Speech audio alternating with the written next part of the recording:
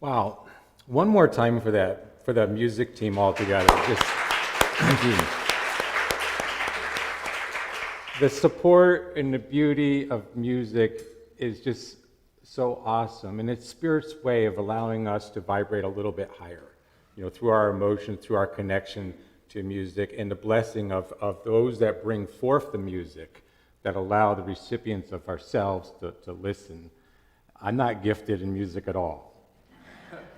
I married a musician who hopefully someday you'll get a chance to see her come here. And sometimes we do travel together, and she gets a chance to express her joy, which is music, which is her vocals. Her instrument is her vocals. And it's really how we met Reverend Clive. I think it was 4, maybe 5 years ago. Time moves so fast. But there was a music team in Fort Myers, Unity of Fort Myers, and she was asked to make an appearance. And I believe Reverend Clive enjoyed her music so much that she was requested to come back again and again. And my blessing was I got to listen to a truly amazing, inspirational speaker. Isn't Reverend Clive just very inspirational? I mean, you're blessed. I was asking, my mom came to church with me, my mom's friend came to church with me. I was like, this guy's pretty good. And of course, my mom was coming to see her daughter-in-law sing as well. But I like, well, this is just a very, very special moment. So yeah, we live in Sarasota. We were driving down to Fort Myers, and I am blessed. I am blessed to be here at this moment.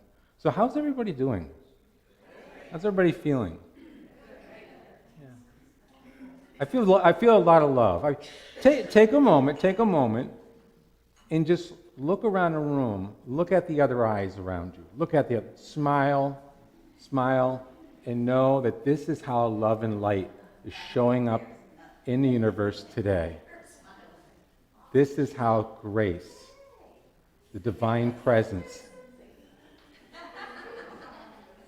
right? And you feel that energy. And if you're online, of course, you can, if you have a mirror, you can look at yourself. Or look at your hands. This is how love and light, this is how the divine grace of the universe is present. It's present through us. And as the topic of the power of order, sometimes you get confused because you think of the word order like it's control. Or you think it's like having to take orders. Or place an order on Amazon.com. So the word order can sometimes be confusing, but it is the order that is the certainty, it is the balance, it is the beauty. It is the thing that is always there, always showing up, always expressing. It operates through us, as us. It is this divine order that we know that is so perfect that life always works. True? So it's knowing that, and we can see the representation of that within all life. We see that in nature. I mean, even if we just look at our globe, it is the perfect setting for life, isn't it? Here we are spinning 1,000,000 miles an hour, and not one of us is flying off. We have the perfect balance of oxygen, carbon dioxide, and all the other elements for breath, for life, for the plants, for us. Just the right amount of gravity. I mean, too much, we wouldn't be able to get out of bed in the morning, and too little, we'd be floating. And yet we don't always take that for granted, but there is a divine order that's behind life itself. Is that consciousness that maybe not present in our every moment waking consciousness, but is that consciousness that supports and creates life. It's God. And even with our own self, we're always in that perfect divine order. We don't even have to think about breathing. Who thinks about breathing? Like even you go to sleep at night, do you think like, okay, am I going to breathe through tonight? We don't think about our heart beating. Our heart just beats. We don't think about digestion. Like, it works. Our nails grow, our hair grows, well, for some of us. And so just knowing that there is an essence, a beauty, a power, a divine order that is always present, that's always on, within the entire universe, and even working through us. And to know that it is synchronistic in nature, synergistic in nature, and symbiotic. Symbiotic because it has a coexistent relationship with itself. Not one part is dominant or taking and stealing away from the other. It is a cycle of life that even when the seed is given birth to the great oak tree someday, somewhere in a forest there is a tree that is withering and dying and blending into the forest floor as fertilizer, surrendering itself as the food to grow more flora, more trees. There is a continuation symbiotic relationship. Synergistic because together it creates more. It is always expansive. It is always urge. It's that creative urge. It's always expressing. Even if it's expressing through the next song you write. It's expressing through music, expressing through all things. Synchronistic because it works like clockwork. It is always aligned. And we really never have to worry about that, do we? It's to the point that we allow it. So when we know this power of order, and we become present with us, it's fully liberating. And so for me, it's like, what do we do anytime when we have a lesson? We understand a lesson, but how do we basically apply it so we can maximize our benefits, so we can really be contributors to life, where we allow the divine that expresses through us so we can be whole and we can feel whole. And as we shine our light, we illuminate the world around us. And so the three things that I look at with the power of order is, number one, there are no mistakes. Even when we think there are mistakes, there are no mistakes. It's always perfect. And number two is we align with our divine purpose, whatever that may be. It could be small, it could be large, it's you. We're all unique expressions of the one. So the more that we fulfill our divine purpose and show up truly as our true self, the more that we can work with the perfect divine order of the universe. And the last one is to trust, to have faith, and to surrender. And so when it comes to the no mistakes, I tell you, life is going to show us that, right? There's going to be things. Have you ever had a situation where you wanted something some way, and you just kind of knew it was going to turn out that way, and then life throws you a curveball? But the curveball sometimes ends up being better. You just don't know about it. You know, sometimes our ego's in our way, and we're so frustrated because we're trying to plan, we're trying to make it perfect, but sometimes something truly greater comes out. Years ago, I had a job where I traveled around the world. It was great. And it was my job. I paid for it. And I was working with a franchise. It was an international franchise. And what they do is they set up relationships in other countries called a master franchise license. And what a master franchise license really is, their ability to run that as a franchise within our own country and set up as many stores as they want and be able to be supported by the royalties, what a franchisor would do. So for me, there was a lot of fees that were involved because the partners that we would have in different countries, basically we didn't have to seek them out, they would seek us out. But I was the one that was getting on the planes, and I was going there, and my order was to set up the store, to do the hiring, to do the training, and then maybe have the grand opening, and then come back a month later, and everything would be perfect. And then they would be off and running with just one store. And then coaching them to help duplicate that concept. And so what happened was I went around and everything was working perfect until I got to Jakarta, Indonesia. Wonderful partners. I went there, I helped with the hiring, I helped with the training. Everything was up and running. And by the way, they were sign and graphic companies. So if you're familiar with signs and graphics, there's equipment, there's the sales component, there's the customer service, there's everything that you would have in a regular small business. And then I flew all the way back, and here I was the hero, and I was feeling like everything was going perfect. And then I get a notice, probably about 3 weeks after, that everybody got fired or they walked out. And I was like devastated. I knew the cost that was involved. I knew the time that was involved. These are long flights going back and forth. I think my boss at the time used the word train wreck. He used another word before the word train wreck, but I can't share that word right now. And I was like thinking, this is it. I'm going to be packing up this is like, I'm packing up my desk. I'm, moving on. These are tens of thousands of dollars that was just kind of like down the drain. And what happened was I trained everybody. I just didn't train the manager how to be a nice manager. I didn't train the basic human of appreciation and motivation and basically I had to kind of work with him first and get him to understand what it takes to empower a team and not just to be basically like a dictator telling everybody what to do. That's a different type of order, not what we're talking about today. So, the blessing was the partner paid for all the additional fees for me to come over.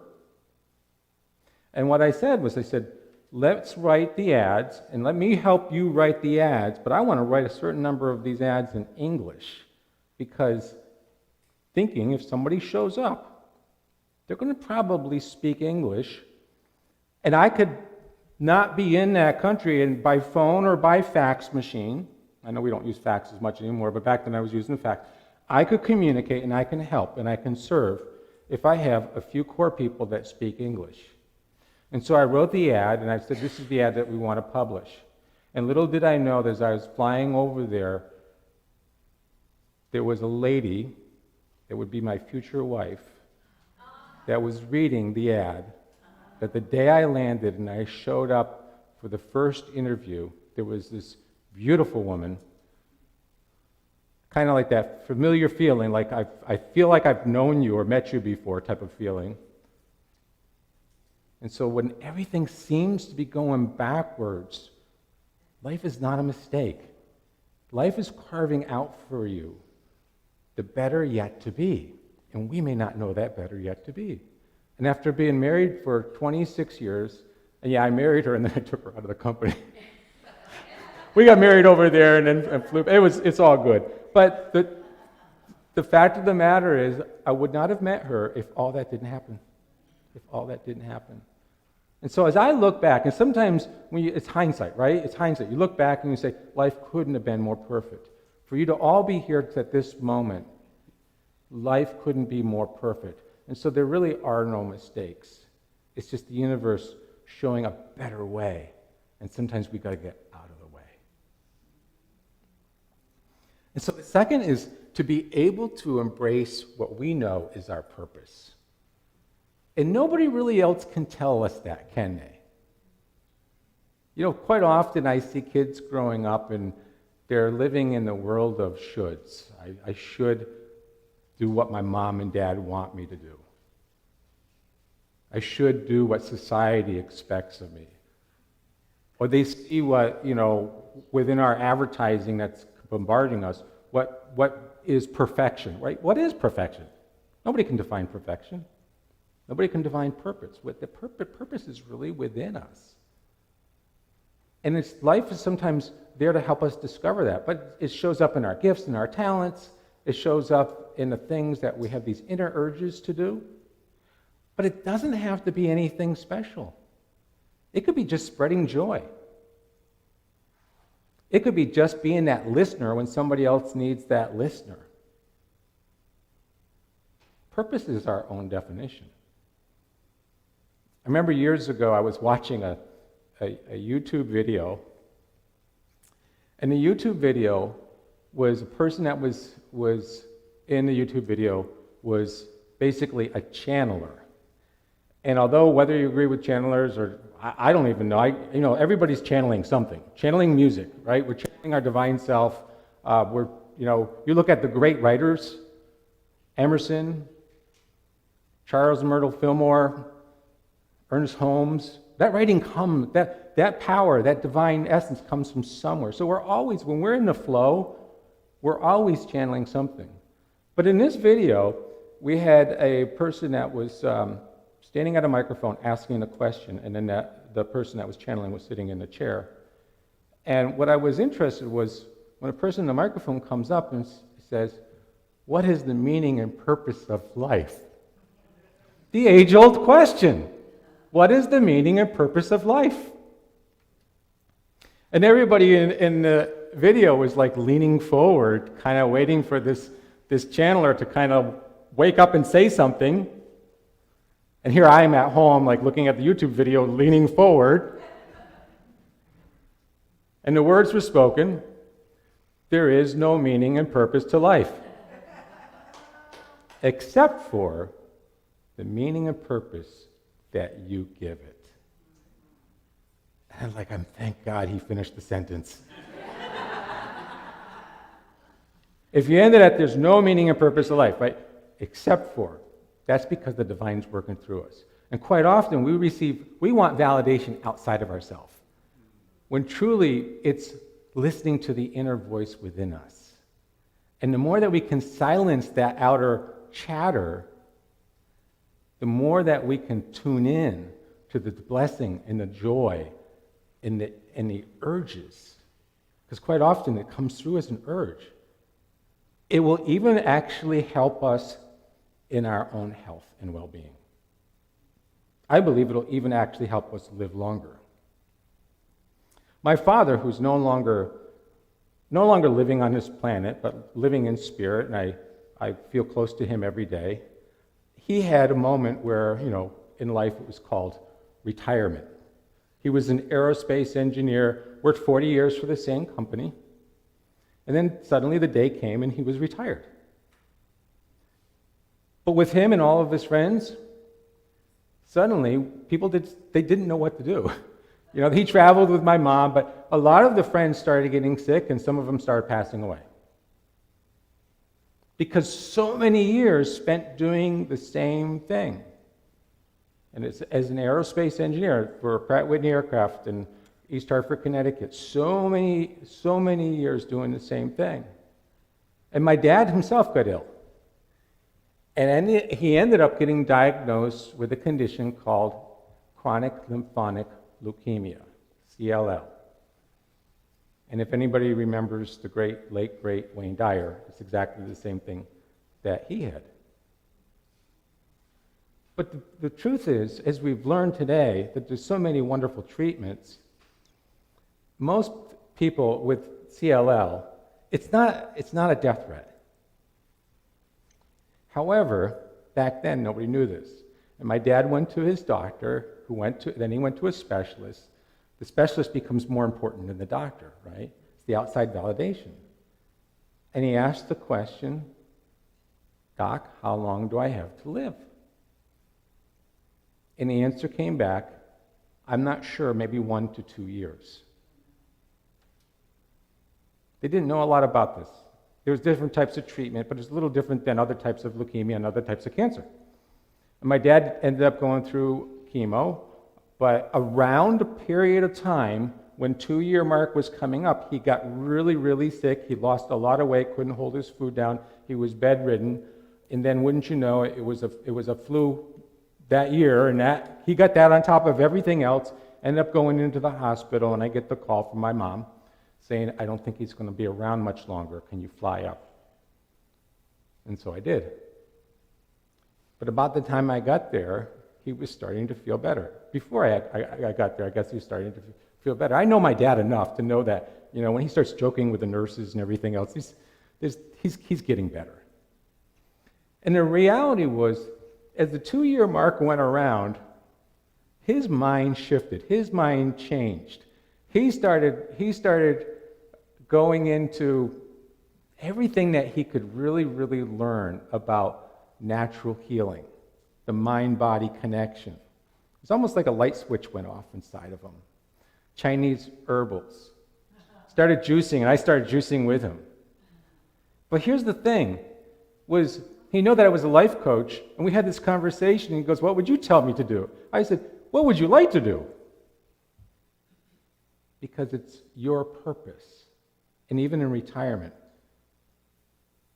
if we're still walking and breathing and existing in this time-space reality called planet Earth, we still have urges, we still have things, we still have desires. And so he had a children's book they hadn't finished writing. That became project number 1. He had written another children's book that got published. Suddenly he was like, okay, I really want to finish this one. That became project number 1. He actually called his old company back, and they had him part-time as a consultant, and he worked on a design that actually became, he actually filed as a U.S. patent while he's in retirement, and he loved it. Started playing golf with his buddies. He was unable to walk. He had another condition, and I can't remember it, but it was affecting his right leg, and he was unable to walk, and now he's out walking on golf courses. 12 years later, he passed away. So when you think about purpose, when we look at the divine order is working through us to the degree that we allow it. And we allow it through stepping forth into those, recognizing that specialness that's within us, those divine urges, those sparks of life, the things that we want to either do for ourselves or serve the other. And so when we know that, then life starts to move through us. Our cells start to vibrate in the essence of supporting life because there is a desire. There is a desire. And it's honoring that desire. And so the last one is to know, to trust, to let go, to surrender. When all things may not necessarily be working the way you want it to work, just know that there is the divine, there's God, always present, always got your back. And in my latest role, when I was working with the last company I worked with, I set up these things called pods. And they were groups of business owners that all had the similar type of business, but they were from different parts of the country. They basically had the same businesses, the same struggles, and the same goals. An agreement was for every 6 months to get together and to go over their challenges, their goals, their financials, their staffing, their technology, what's the latest and greatest technology that's out there, and they would support each other. They were board of directors to themselves, and I was their facilitator. And so we would go from Nashville, Tennessee, to outside of Detroit, Michigan, to outside of Chicago, to Milwaukee, and all these people had the agreement of every 6 months, they had to fly. Either they were the home base, and we had the meeting there, and they got to show off their store, and then we would have an off-site meeting, and there was Ron with the big pad and writing down all their goals and their challenges and everything. This was great because everybody got to grow together. However, there was one individual that was bitter, I guess would be the word. Kind, beautiful soul. But what was going on in his life at the moment when we started all this was he was frustrated with high employee turnover. He was frustrated because he had this business for a while and sales had dropped significantly. He was frustrated because he was carrying a lot of debt. Have we ever been in those situations? Sometimes it's hard to see outside of it. So as a support team, and on top of that, his number one employee, his salesperson, left and stole his entire client list and went to competition. And he didn't sign a non-compete. So then it was the next time, now he's got a lawyer, Now he's even more angry. And now it's, of course, costing more money to do this whole thing, which he never ended up winning that case.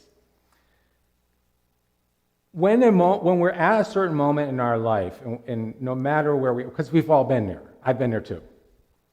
And we have to have compassion for any individual that's on their pathway in life to know that the divine's always working through them, even when they feel disconnected from it, even when they don't see things working out. And this gentleman, obviously, he was getting up there in age and he wanted to retire. That was the biggest thing. He says he really wanted to retire, but couldn't sell his business for what it was worth, and that even frustrated him even more. But there is a thing that happens. We either, by our own intention or by the evolution of the nature of divine that works through our life, that when we surrender, something else can take place. And for him, his surrender was forced upon him. He actually had a stroke. Yeah, I couldn't believe it, all of everything. He survived it. He is doing great to this day. But it gave him a revelation. He actually, there was a point where he couldn't work. And so he ended up having to, I wouldn't even use the word delegate, he had to allow. Allow is really allow the individuals. He had two new employees that showed up. They were like miracle employees. One was the UPS driver that had been dropping off stuff, said, I really want to work here. And he took charge of the back and producing signs and installing it. And then another young lady that came out as a graphic designer that really had leadership skills and stepped into that role of customer service, of running the whole shop. And my friend could kind of sit back and allow that. And he put in an employee bonus program for the first point ever. He trusted. He surrendered. The sales started skyrocketing. And in our last meeting, we saw here he is with a happy face. He's feeling good. And the last meeting that we held was actually in Milwaukee. It was at his place. And we got to meet these employees. We got to see the projection that he had on his graph for his sales. We got to see everything that was now working out for this person. And sometimes it is by intention. Sometimes it just happens. But there's always that moment of surrender. When the apple is ripe, it's either picked by intention or nature causes it to fall from the tree, but it never really rots on the branch. And that's the truth of being respectful for what we know is the power of order. And when we step into it and embrace it and know that there are no mistakes, and then we live life through our inner urges, through our purpose, through our divine special nature, that uniqueness that's us shining at this now moment. And we trust that. And we know that when we come to that moment that sometimes we do have to let go, surrender, and know that the divine always has our back. It's been a beautiful pleasure this morning. Namaste.